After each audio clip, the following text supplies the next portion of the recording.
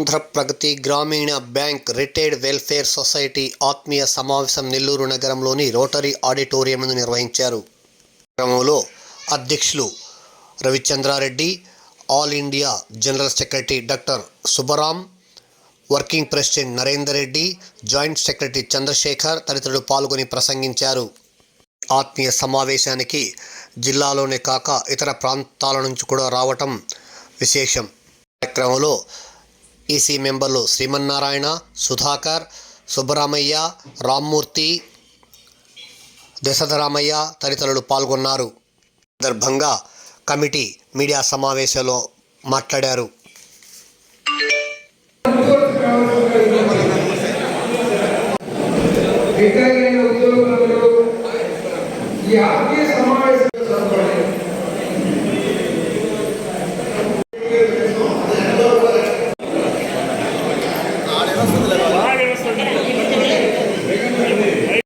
ఆయన తీశాను సార్.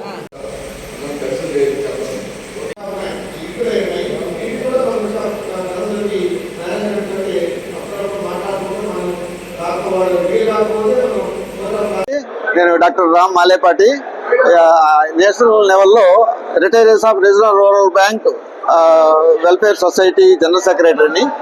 అట్లాగే నెల్లూరు జిల్లాలో ఉంటాను కాబట్టి నెల్లూరు జిల్లా యూనిట్ కూడా ప్రెసిడెంట్గా ఉన్నాను. అయితే మేము మొదట 70లో పినాకిని గ్రామీణ బ్యాంక్ ఏర్పడింది. దాని తర్వాత 2006లో అది కొన్ని అమాల్గమేషన్ ఉన్నాయి. 3 గ్రామీణ బ్యాంకులు, రాయలసీమ గ్రామీణ బ్యాంకు, అనంత గ్రామీణ బ్యాంకు, పినాకిని గ్రామీణ బ్యాంకు అమాల్గమేట్ అయి ఆంధ్ర ప్రగతి గ్రామీణ బ్యాంక్ జరుగుతూ జరిగింది. తర్వాత అది ఇప్పుడు 2025 మేలో 1వ తారీఖున ఆంధ్రప్రదేశ్ గ్రామీణ బ్యాంక్ గా ఏర్పడింది. అయితే అందులో ఉన్న రిటైరీస్ అందరూ కలిసి మేము ఒక సంక్షేమ సంఘం వెల్ఫేర్ సొసైటీని ఏర్పరచుకున్నాం. అది ఆల్ ఇండియా లెవెల్లో కూడా ఉంది. అందులో భాగంగా ఇక్కడ నెల్లూరు ఈ 5 జిల్లాల్లో కూడా ఆంధ్ర ప్రగతి గ్రామీణ bank retirees welfare society association ఉండింది. దాన్ని ఇప్పుడు మేము ఆంధ్రప్రదేశ్ గ్రామీణ bank retirees welfare society association గా మార్చుకుంటున్నాము. ఈ సందర్భంగా నెల్లూరులో రిటైర్డ్ అయిన మొత్తం 200 మంది మెంబర్స్ ఉన్నారు. ఆ 200 మంది ఈ రోజు అందరినీ పిలిచి ఒక చోటకి ఆత్మీయంగా ఒకరికొకరు పలకరింపులు, ఈ రిటైర్ అయిపోయిన 10-15 ఏళ్లలో ఎట్టున్నారు, ఎవరు వెల్ఫేర్ ఏంటి, వాళ్ళు బాగోగులు ఏంటి అన్ని తెలుసుకుందామని ఒక ఆత్మీయ సమావేశాన్ని ఏర్పాటు చేసుకున్నాము. ఈ రోజు కొంచెం ఇంచుమించుగా 90 మంది దాకా 100 మంది దాకా వచ్చారు. హ్యాపీగా ఒకరికొకరు అంటే చాలా కాలం తర్వాత కలుసుకోవడం అనేది అప్పుడు వాళ్ళ సంతోషానికి అవధులు లేకుండా చేయింది. ఇదే మాదిరిగా మేము అప్పుడప్పుడు కలుసుకుంటా ఉండి మా రిటైరీస్ యొక్క బాగోగులు చైల్డ్ కలుపుకుంటా ఉన్న ఉద్దేశంతో చేశాం. అట్లాగే ఇంకొక విషయం ఇక్కడ చెప్పాలా, గతంలో గ్రామీణ బ్యాంక్ ఉద్యోగులకు పెన్షన్ లేకుండా ఉండింది. అది ప్రభుత్వం కానీ తర్వాత మా స్పాన్సర్ బ్యాంక్ కానీ వాళ్ళు ఎవరు కానీ మేము రేపు ఎన్నిసార్లు రిప్రజెంట్ చేసినా పెన్షన్ ఇచ్చే పరిస్థితి లేదు. మేము కోర్టుకి వెళ్లాల్సి వచ్చింది.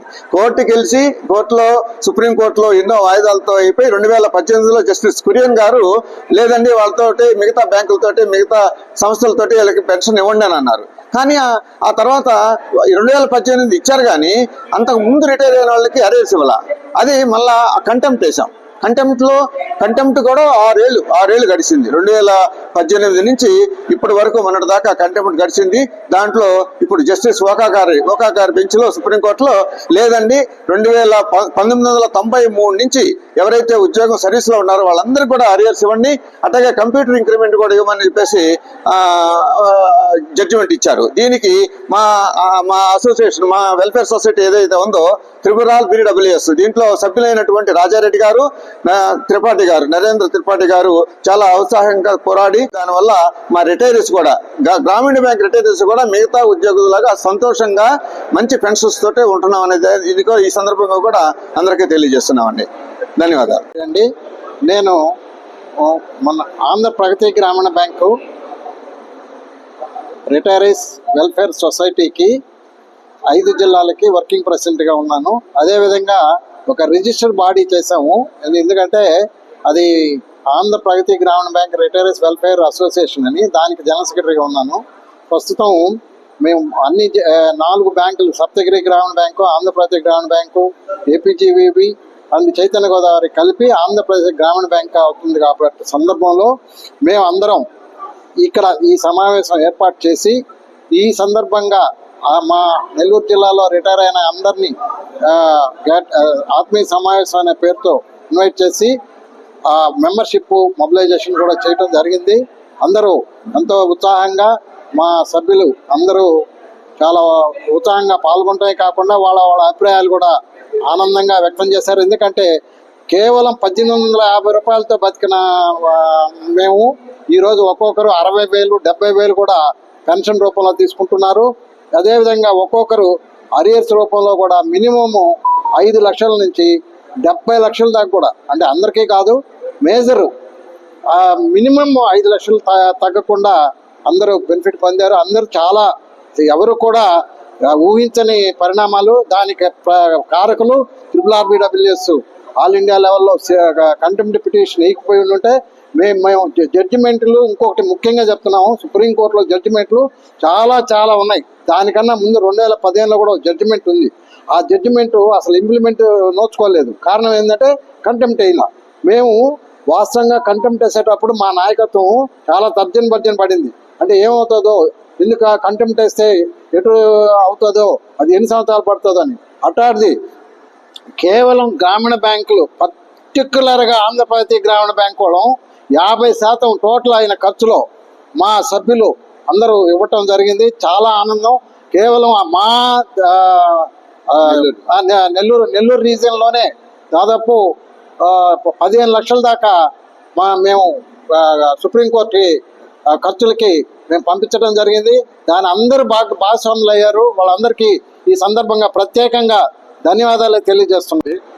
జనరల్ సెక్రటరీ ఆంధ్రప్రదేశ్, ప్రస్తుతం ఆంధ్ర ప్రగతి గ్రామీణ బ్యాంక్ రిటైరీస్ వెల్ఫేర్ సొసైటీకి ఈ కార్యక్రమానికి సుదూర తీరాల నుంచి సభ్యులు చాలామంది వచ్చారు. కొంతమంది ఫ్యామిలీ పెన్షనర్స్ మరియు ఈ రిటైర్ అయిన సభ్యులందరూ చాలామంది వచ్చారు. ఇంతలా మే నెల ఎండల్లో కూడా లెక్క చేయకుండా వచ్చినందుకు అందరికీ పేరున హృదయపూర్వక కృతజ్ఞతలు తెలియజేసుకుంటున్నాను. నెల్లూరు జిల్లా RRBWS వెల్ఫేర్ అసోసియేషన్ యొక్క సభ్యులందరూ ఈ ఉత్సాహంగా ఈ సమావేశంలో పాల్గొని దీన్ని సమావేశాన్ని విజయవంతం చేసినందుకు వాళ్ళందరికీ పేరున ధన్యవాదాలు తెలియజేస్తున్నాము. త్వరలోనే ఆంధ్రప్రదేశ్ గ్రామీణ బ్యాంక్ సంబంధించి అడాక్ కమిటీ ఫామ్ చేసి దాన్ని కూడా రిజిస్టర్ చేసి ఈ సభ్యులందరూ చేసేదానికి మీ అందరి సహాయ సహకారాలు ఆశిస్తూ ఈ సభను విజయవంతం చేసిన దానికి వాళ్ళందరికీ ప్రత్యేక ధన్యవాదాలు తెలియజేసుకుంటూ ఇంతటితో సమావేశం ముగిస్తుంది.